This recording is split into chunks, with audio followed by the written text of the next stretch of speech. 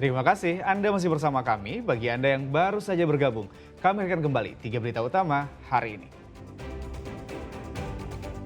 Tulang belulang manusia ditemukan di sebuah pondok di kebun karet di Kabupaten Musi, Banyuasin. Dana tambahan penghasilan pegawai atau TPP tak diterima berbulan-bulan. Ratusan ASN datangi gedung DPRD Oku Timur. Kebakaran lahan di Kabupaten Ogan Ilir meluas. Asapnya ganggu pelintas jalan tol Palembang Indralaya.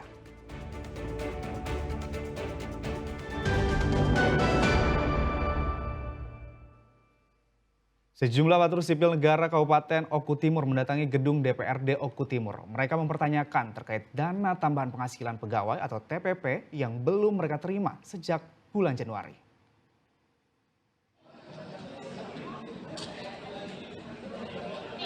Ratusan aparatur sipil negara Kabupaten Ogan Komering Ulu Timur ini mendatangi gedung DPRD Ogan Komering Ulu Timur.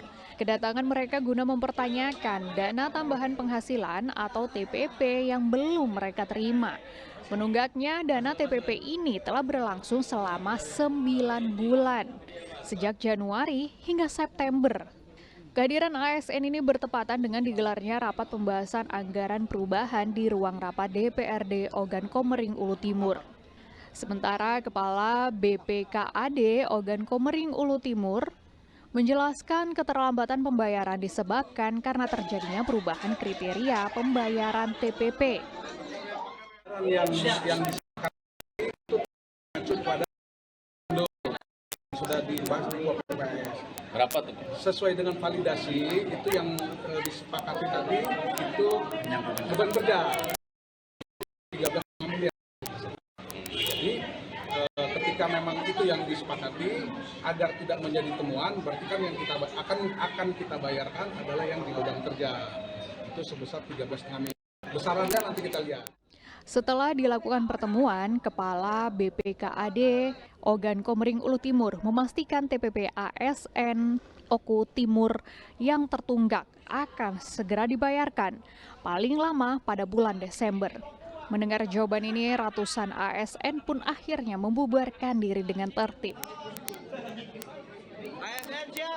Didi Ruansyah melaporkan dari Ogan Komering Ulu Timur. Ditunda sampai tahun depan. Pemohon SKCK membludak di Polres Ogan Komering Ulu Timur. Pemohon rela antre berjam-jam hingga harus menunggu di luar gedung. Surat keterangan ini diperlukan sebagai syarat bagi pegawai honorer untuk menjadi pegawai P3K paruh waktu.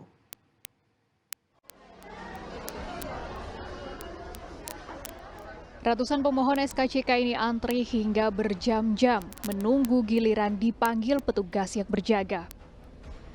Keramaian ini tampak pada Senin pagi, yaitu membludaknya pemohon SKCK dengan kewajiban bagi pegawai pemerintah dengan perjanjian kerja atau P3 untuk melengkapi dokumen mereka yang dibatasi hingga tanggal 22 September. Ramainya pemohon SKCK ini membuat mereka terpaksa menunggu hingga di luar gedung. Sejak sepekan terakhir, pemohon SKCK di Polres Ogan Komering Ulu Timur mengalami peningkatan 2 kali lipat dari hari-hari biasanya. Dalam sehari setidaknya Polres Ogan Komering Ulu Timur melayani 70 hingga 100 orang.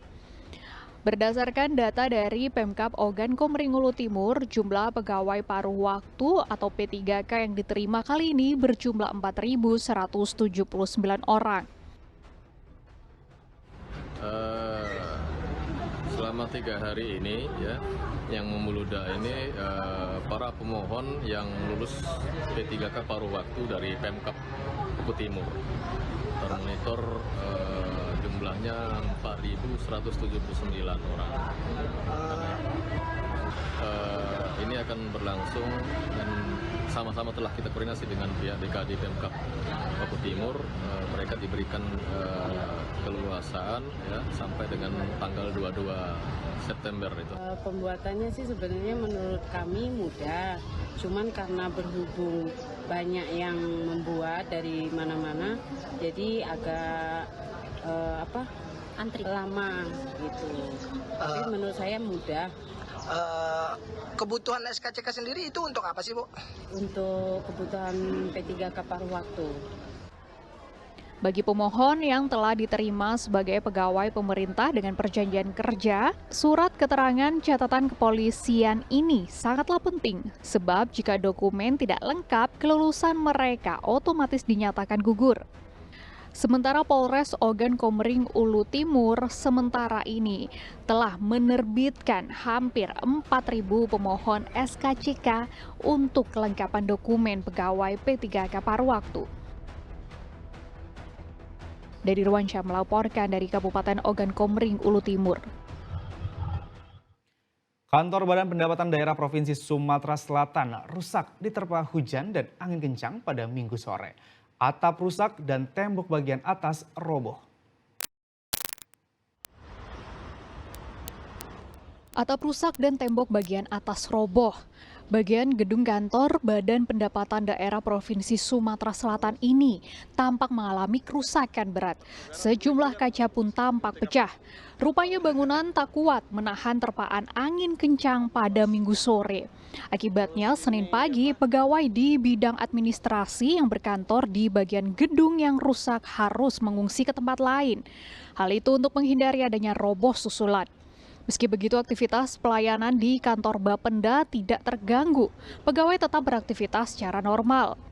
Alhamdulillah tidak terganggu. Sampai saat ini kami melakukan proses aktivitas seperti biasa. Memang ada ruangan yang sementara ini tidak kita fungsikan.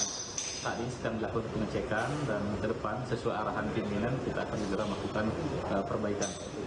Ruangan hanya satu, ruang administrasi di ruangan sekretaris. Yang lain tidak ada terdampak.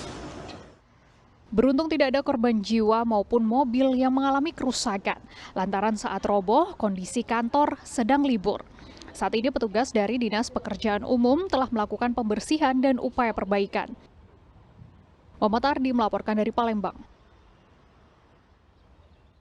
Kebakaran lahan yang terjadi di Kabupaten Ogan Ilir terus meluas, bahkan kebakaran mulai mendekati Jalan Tol Palembang Indralaya. Sementara asap yang ditimbulkan dari pembakaran lahan mulai berhembus menyelimuti jalan tol. Jalan tol Palembang Indralaya ini diselimuti asap dari kebakaran lahan. Ya, kabut ini berasal dari kobaran api yang membakar lahan di Desa Arisan Jaya, Kecamatan Pemulutan Barat, Kabupaten Ogan Ilir.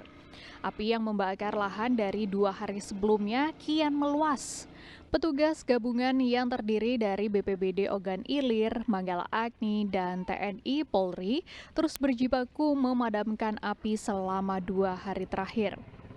Tidak hanya jalur darat, upaya pemadaman juga dilakukan melalui jalur udara dengan menerjunkan 2 unit helikopter pembom air. Meski telah bertonton air dijatuhkan, namun api tak kunjung padam. Luas area yang terbakar serta kencangnya angin menjadi kendala petugas dalam melakukan pemadaman. Titik awal itu pada kemarin sudah ada terlihat dan hari ini adalah lanjutan pemadaman dari kemarin. Kalau tim dari BPBD berapa regu untuk ke wilayah lokasi?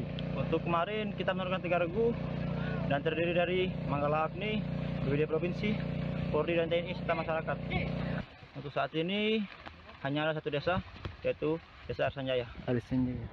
Meski jalan tol Palembang Indralaya sempat diselimuti asap dari kebakaran lahan, namun sejauh ini belum mempengaruhi arus lalu lintas kendaraan. Walau demikian, pengendara yang melintas diimbau untuk tetap berhati-hati agar terhindar dari kecelakaan. Dari Ruansyah melaporkan dari Ogan Ilir.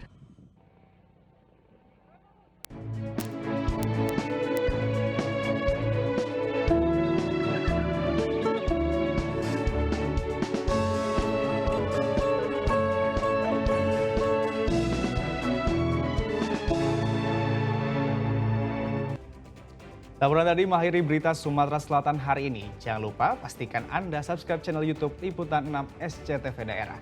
Saya Agi Kurnia Sandi, berterima kasih atas perhatian dan kebersamaan Anda. Selamat beraktivitas dan sampai jumpa.